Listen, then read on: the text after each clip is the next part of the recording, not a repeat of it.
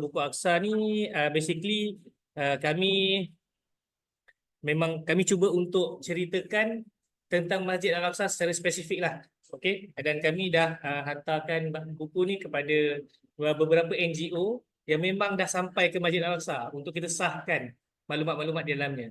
Jadi memang kami sungguh-sungguh buat buku ni untuk kita sampaikan maklumat yang betul dan dia jadi spark kepada anak kita untuk sayang kepada Al-Aqsa. Okay, so kalau macam dekat Gym Academy, basically buku kami boleh bermula daripada umur 2 tahun, 3 tahun. Kenapa? Sebab di Gym Academy memang kita buat buku untuk anak-anak tu create pertanyaan. Kenapa ada burung ni? Kenapa ada benda ni?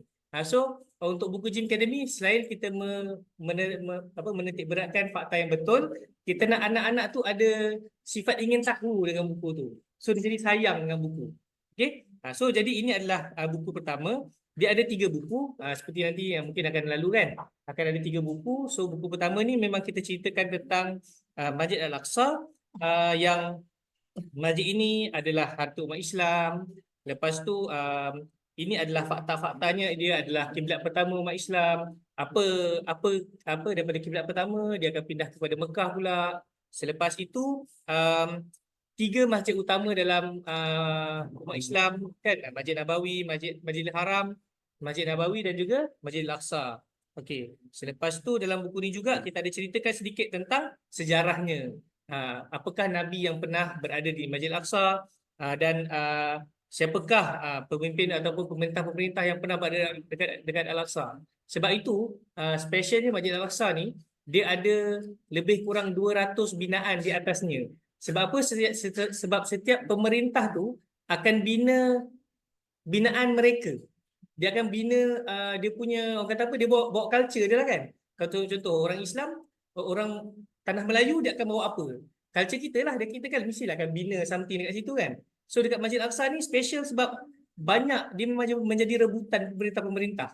Okey. So inilah kita ceritakan daripada Raja Herod, lepas tu pergi Maharaja Rom Titus, lepas tu Titus kalahkan Herod, lepas tu Titus pula dikalahkan oleh orang Parsi, lepas tu Byzantium pula kalahkan Parsi. So kita boleh create jalan cerita lah dengan mudah untuk anak kita tentang sejarah Al-Aqsa. Kalau nak cerita secara detail panjang, tapi kita ringkas-ringkaskan. Okey. Dan kita cerita tentang Saidina Umar yang sampai ke Masjid Al-Aqsa. So ini adalah visual kalau boleh tengok dalam buku nanti. Dia punya visual actual dia. So bagaimana Saidina Umar bermula meraikan Masjid Al-Aqsa. Kawasannya penuh dengan sampah kan. Lepas tu kita memulakan dengan satu papan. Daripada papan tu dibina sebuah masjid.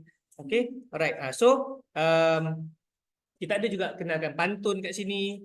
Masjid Al-Aqsa, masjid utama, kiblat pertama umat Islam. Dalamnya ada bangunan istimewa sejadah Khulafaur Rasyidin. So kita ada banyak elemen-elemen yang kita cuba untuk create rasa sayang anak kepada Al-Aqsa.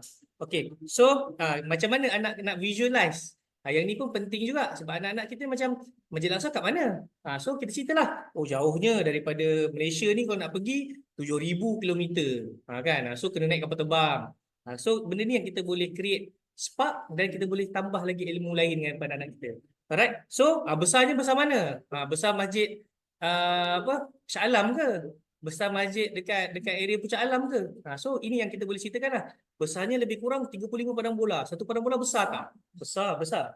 So ini yang kita kena tahu. Ini yang kita kena sampaikan ilmu ni kepada anak kita. Dia boleh memuatkan sehingga 35 padang bola. Ini yang, so maknanya kalau kita masuk je kawasan masjid tu, dekat depan pintu gerbang tu kita solat, dah dapat dah solat dalam Masjid Al-Aqsa. Tu dia macam Masjidil Haram. Kita masuk je kawasan walaupun tak berada dalam depan Kaabah, dah bersolat dah di dalam kawasan masjid. So tu specialnya Masjid Al-Aqsa ni. Okey. So ini adalah kompleks yang besar dan kita selalu ingat yang inilah Masjid Al-Aqsa. Kan? Al-Kubah As-Sakhra ni ataupun Masjid Al-Qibli ni. Tapi sebenarnya the whole kompleks ni Al-Aqsa. So kita namakan dia sebagai Masjidil Aqsa. The whole complex. Bukan Kubah Sakhra, bukanlah Masjid Al-Qibli, tapi the whole compound tu adalah Masjid Aqsa. Okey, so ini yang kita nak sampai kepada anak kita lah. Alright. Dan dia ada masjid atas tanah dan ada bawah tanah. So best ni Masjid Al-Aqsa ni, sebab tu kita kena sangat-sangat memperjuangkan lah untuk sampai ke sini sebab masjid ni sangat unik, sangat special. Okay, so dekat bahagian atasnya adalah itulah Kubah As-Sakhra tu yang memang daripada kubah emas tu. Nanti dalam buku 2 ada cerita tentang kubah emas ni. Okay, dan bawahnya adalah dia punya ada satu dataran. Maknanya Kubah As-Sakhra tu dia macam ada satu tingkat naik. Lepas tu ada dataran besar. Okay, dan bawahnya ada masjid lagi. Di bawah ni ada masjid. Dan bawah ni adalah kalau saya baca sejarah tambahan, bawah ni adalah tempat di mana Siti Maryam beruzlah, mengasingkan diri pada masyarakat dan melahirkan Nabi Isa. Dekat sinilah tempat, tapi sebelum melahirkan Nabi Isa lah, Siti Maryam duduk di sini. Okay, alright. So ini adalah pengakhiran pada buku 1, dan kita nak create curiosity anak. Oh, dah habis ke kotak ni? Kan kita buka kotak ni kat depan tadi kan? Kita buka kotak ni dekat depan untuk kita baca kan. Tadi ni kotak ni. Kita buka kat depan. Kalau baca dekat buku kedua ada kotak lain. So buku ketiga ada kotak lain. So kita nak create, dah habis ke cerita ni? So apa yang kita nak create curiosity anak dekat situ. Okay, so jalan ceritanya kita sambung dekat kotak seterusnya. Ada knock-knock ni. Okay, alright. So ada kotak seterusnya. Okay, so kita pergi ke buku 2. Buku 2 tentang Al-Aqsa lagi. Buku yang pertama tu tentang Al-Aqsa. Yang kedua tentang Al-Aqsa lagi. Okay. So buku 2 ni kita ceritakan tentang masuk sikit dalam Masjid Al-Aqsa. Okay, dalam Masjid Al-Aqsa ni dia memang tengah dijaga oleh tentera Zionis. Memang kita beritahu anak kita, memang dekat setiap pintu dia memang jaga. Dia ada 15 pintu dan setiap pintu dijaga. Dalam 15 pintu tu ada 5 pintu yang ditutup. Ditutup oleh siapa? Ditutup oleh Salahuddin Al-Ayyubi. Dan pintu ni saya baca, saya dengar ceramah dan sebagainya. Pintu ni akan dibuka akhir zaman nanti bila kita punya penyelamat iaitu Imam Mahdi keluar. So memang kunci pintu ni dijaga oleh ulama dekat sana lah. So memang akan ada ulama yang jaga dan pintu ni akan dibuka. Pintu ni hampir dibuka tahun lepas. Tapi taklah izin Allah kan, masih belum dibuka, sampai sekarang belum dibuka. So once kita dapat berita pintu ni dibuka, kita bersedialah. Akhir zaman tu memang dah sangat dekat lah. Okay, so tu kita lah sebagai tambahan kepada kita yang dewasa ni kan. Alright. So kita ceritalah bagaimana umat kita, walaupun kan kita sebagai orang Islam dan samalah kita dengan rakan-rakan kita, kenalah kita, Allah ciptakan manusia ni dengan pelbagai warna dan bangsa kan. Tapi kita tak takut kepada Yahudi dan kita kena mempertahankan masjid kita, insya-Allah. Okay, alright. So ini adalah semasa sejarah sikit lah tentang masjid dan cerita tentang Sultan Salahuddin Al-Ayyubi yang telah menutup ni lah. Ni telah menutup 5 buah pintu ni untuk tujuan keselamatan. Kalau tak silap saya, pintu dia di setiap sudut tu ada pintu. So 5 pintu tu berada di bahagian kiri kanan. Bahagian depan ni dia buka. Yang bahagian kiri kanan yang ditutup. Okay. Ada pintu yang memang dah tak boleh digunakan sebab dah roboh. Pintu tu dah kena bom dan sebagainya, memang dah tutup habis lah. Ada pintu yang memang ditutup pintunya, dikunci. Okay, alright. So, inilah kita sikit tentang bahasa Arab, babun, bahasa Melayu, pintu, dan seterusnya. Ini adalah aktiviti mewarna lah untuk anak-anak. Dia boleh mewarna dalam buku ni untuk pelantar yang kita ceritakan dalam buku 1 tadi. Okay, alright. Dan seterusnya, ini kita boleh ceritakan tentang Masjid Al-Qibli. Masjid ni besarnya, satu bangunan masjid dalam Komplek Al-Aqsa ni, dia boleh memuatkan sehingga 5,000 jemaah. Di Masjid Al-Qibli ni sahaja. Okay, ini salah satu masjid dalam masjid dalam Komplek Al-Aqsa tu. Okay, so Masjid Al-Qibli ni kubah dia kubah plumbum. So memang cantik lah kubah dia. Dan dibuat daripada batu konkrit. Dan dia ada satu special dalam Masjid Al-Qibli ni, dia ada satu mimbar.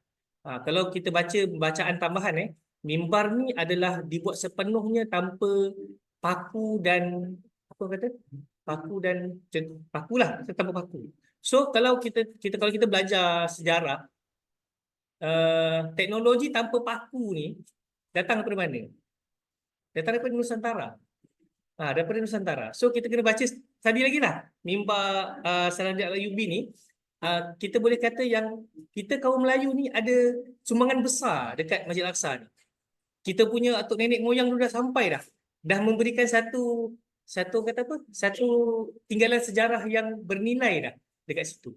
Tapi ada lagi dia punya tambahan cerita dia pernah dibakar. Pernah dibakar ni oleh orang yang dikabarkan kurang siuman lah.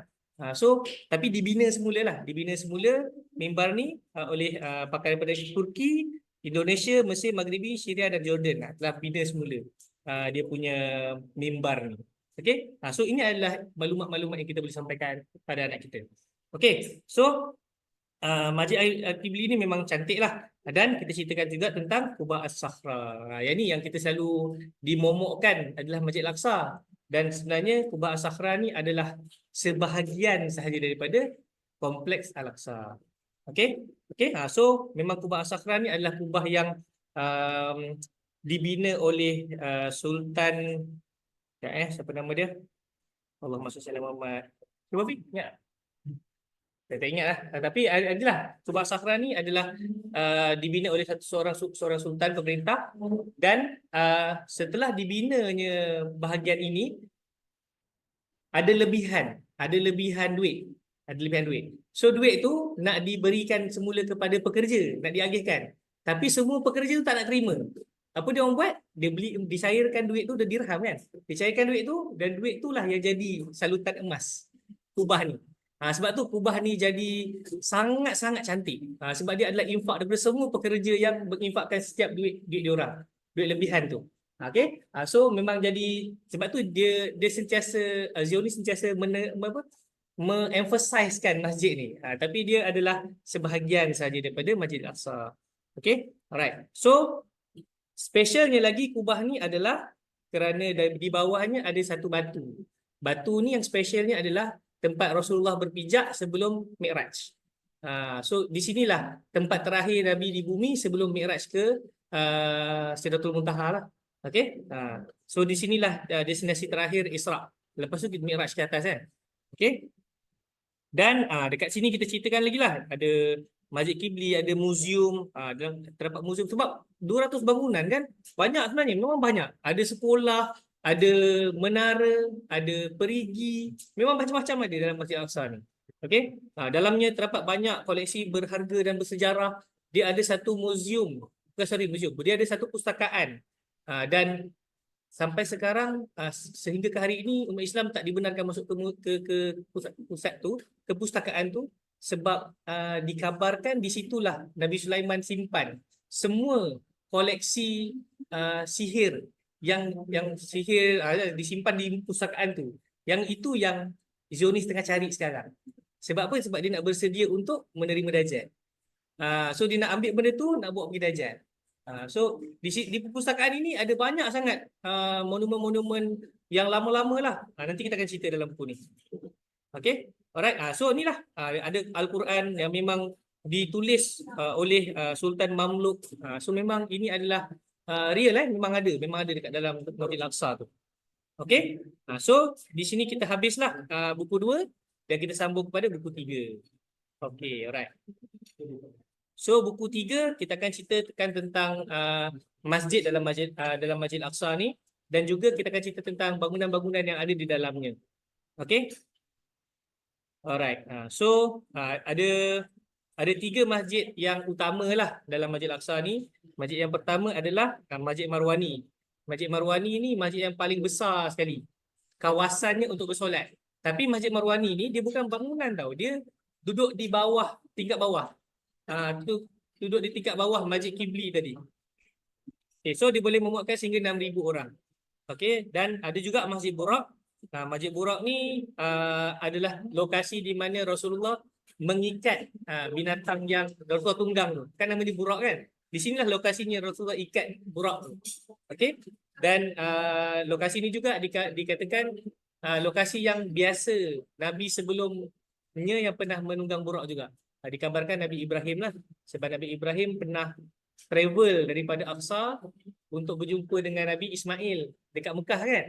So dikabarkan Nabi Ibrahim juga pernah menunggang Buraq. Tapi itu nanti kita kena buat research masing-masing lah untuk membetulkan kalau ada kesilapan.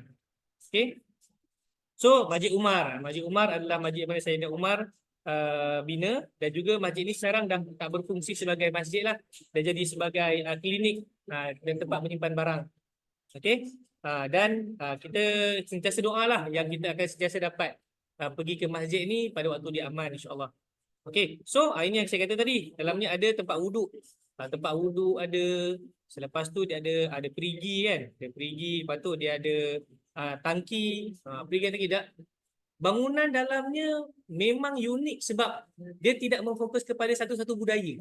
Dia ada banyak budaya sebab banyak pemerintah yang pernah berada di Masjid Al-Aqsa ni. So itu yang specialnya.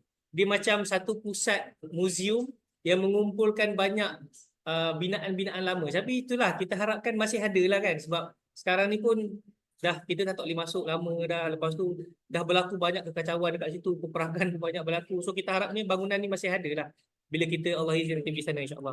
Okay, so ada kubah Nabi dengan kubah Al-Mi'raj.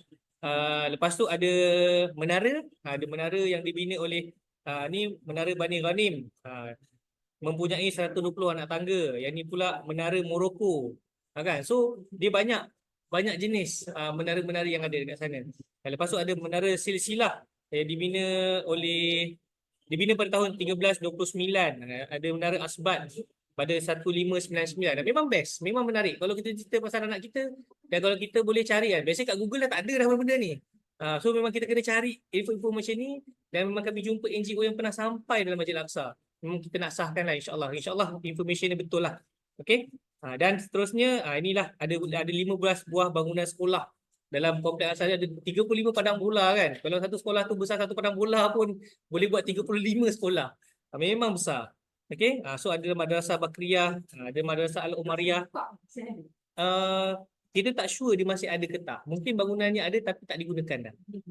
Mungkin dah bocor-bocor kena tembak dan sebagainya. So memang seronok lah kalau kita pasal Masjid Al-Aqsa ni. So kita iktikadlah dalam diri kita untuk kita, kalau kita tak pergi, biar anak kita boleh pergi. Kalau anak kita tak pergi, biar cucu cicit kita boleh pergi. Biarlah dia menjadi satu, orang kata apa, motivation macam kita nak pergi Mekah. Sebab dia 3 masjid utama. Tu yang kita kena tekankan dalam diri anak kita lah. So biarlah buku ni jadi spark. Lepas tu dah tahu pasal madrasah ni, kita cari lagi. Kita buat bacaan tambahan. Biarlah dia jadi satu punca anak kita minat dan suka tentang Masjid Al-Aqsa ni. Okay, alright. So kita sedoalah untuk buku ni dapat jadi satu bantuan kepada anak kita, jadi satu kita punya usaha lah untuk anak kita lebih menyayangi dan mencintai Al-Aqsa, insyaAllah. Okay, so tu 3 buku lah. So 3 buku ni nanti harga semua Puan Sarah akan kongsikan, dan itu sedikit lah dari saya.